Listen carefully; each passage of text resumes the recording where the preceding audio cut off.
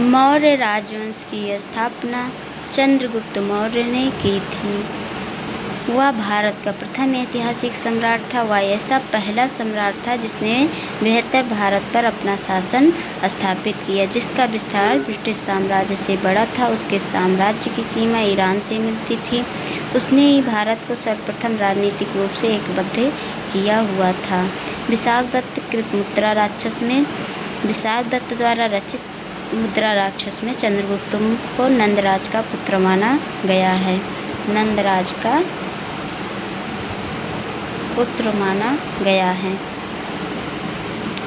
मुद्रा राक्षस में चंद्रगुप्त को विरसल तथा कुलहीन भी कहा गया है। ढूंढीराज ने मुद्रा राक्षस पर टीका लिखी थी। मुद्रा राक्षस के अतिरिक्त विशाखदत्त ने नाम से 2 अन्य रचनाओं का भी उल्लेख प्राप्त होता है। एक चंदेवी चंद्रगुप्तम, दूसरा अभिसारिका वंशक या अभिसारिका बंधितक। क्षेमेंद्र कृत बृहत कंथामंजरी तथा सोमदेव कृत कथा सरित सागर में चंद्रगुप्त के शूद्र उत्पत्ति के विषय में विवरण मिलता है। बौद्ध ग्रंथ महाबोधि के अनुसार चंद्रगुप्त राजकुल से संबंधित था तथा वह मौर्य नगर में उत्पन्न हुआ था। हेमचंद्र के प्रतिष्ठ पर्व में चंद्रगुप्त को मयूर पोषको के ग्राम के मुखिया के पुत्र बताया गया है। विलियम जोन्स पहले विद्वान थे जिन्होंने सेंड्रोकोटस की पहचान मौर्य शासक चंद्रगुप्त मौर्य से की। एरियन तथा प्लूटार्क ने चंद्रगुप्त मौर्य को एंड्रोकोटस के रूप में भी वर्णित किया है। जस्टिन ने सेंड्रोकोटस, चंद्रगुप्त मौर्य और सिकंदर महान की भेंट का उल्लेख भी किया हुआ है।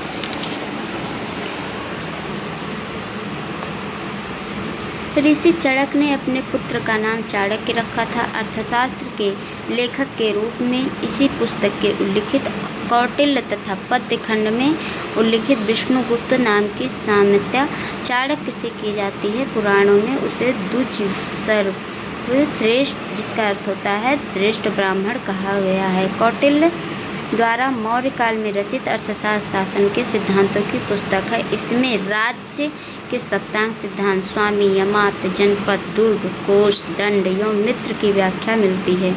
कौटिल्य का अर्थशास्त्र ऐतिहासिक ग्रंथ नहीं है, अपितु यह राजनीतिक शास्त्र का एक अद्वितीय ग्रंथ है। इसकी तुलना मैकियावेली के द प्रिंस से की जाती है। चंद्रगुप्त मौर्य ने दक्षिण भारत की विजय प्राप्त की। जैन एवं तमिल साक्ष्य की चंद्रगुप्त मौर्य की दक्षिण विजय की पुष्टि करते हैं।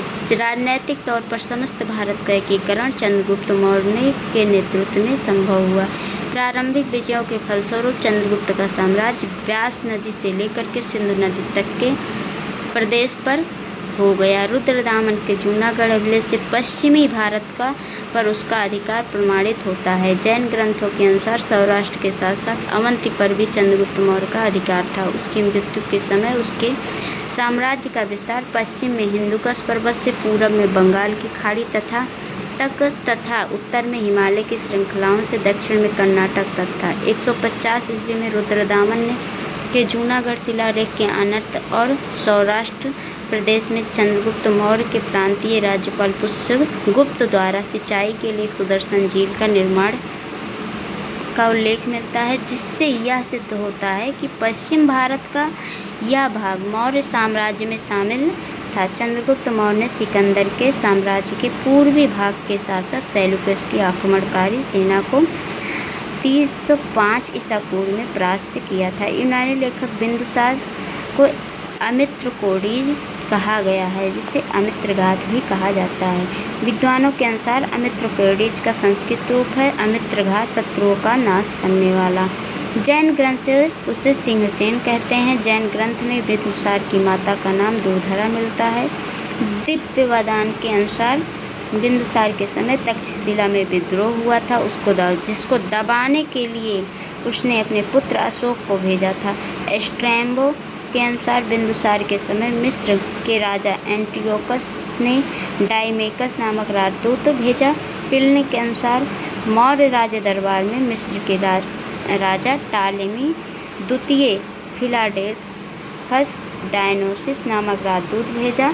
बिंदुसार ने सीरिया के शासक एंटियोकस प्रथम से 3 वस्तुओं की मांग की। ये वस्तुएं थीं मीठी मदिरा, सूखी अंजीर तथा दार्शनिक। एंटियोकस प्रथम ने दार्शनिक को छोड़कर शेष सभी वस्तुएं बिंदुसार के पास भेजी। बौद्ध साक्ष्यों के अनुसार अशोक अपने पिता के शासनकाल में अवंती का उपराजा था। असम और सुदूर दक्षिण को छोड़कर संपूर्ण भारतवर्ष के साम्राज्य के अंतर्गत था। अशोक ने अपनी प्रजा के विशाल समूह को ध्यान में रखकर ही एक ऐसे व्यवहारिक धर्म का प्रतिपादन किया जिसका पालन आसानी से सभी कर सके। सहिष्णुता, उदारता एवं करुणा के त्रिविध आयाम थे। अशोक 273 ईसा पूर्व में लगभग मगध का राजा बना तथा लगभग 4 वर्ष अशोक बाद 269 ईसा पूर्व में उसका राज्याभिषेक हुआ। उसके अभिलेखों के सर्वत्र उसे देवानाम प्रिय या देवाद प्रियदर्शी कहा गया, जिसका अर्थ है देवताओं का प्रिय या देखने में सुंदर। पुराणों में उसे अशोकवर्धन कहा जाता है। दशरथ भी अशोक की तरह देवानाम प्रिय की उपाधि धारण किया था। सिंहली अनुश्रुतियों, दीपवंश तथा महावंश के अनुसार अशोक के राज्यकाल में पाटलिपुत्र में बौद्ध धर्म की तृतीय संगति हुई। इसकी अध्यक्षता मोगलीपुत्र नामक प्रसिद्ध बौद्ध भिक्षु ने की थी। दीपवंश एवं महावंश के अनुसार अशोक को उसके शासन के 4थे वर्ष निग्रोध नामक भिक्षु ने बौद्ध मत में दीक्षित किया। तत्पश्चात मोगलीपुत्र तिस्य के प्रभाव में पूर्ण रूपेण बौद्ध हो गया। दिव्यदान के अनुसार अशोक को उपगुप्त नामक बौद्ध भिक्षु ने बौद्ध धर्म में दीक्षित किया। मौर्य शासकों ने अशोक और उसका पुत्र दशरथ बौद्ध धर्म के अनुयायी थे।